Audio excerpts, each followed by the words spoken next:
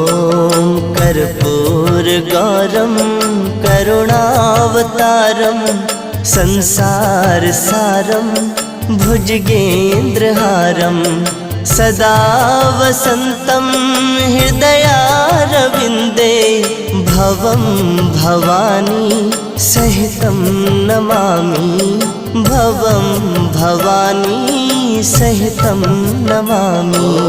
कर्पूरगौरं करुणावतारं संसारसारं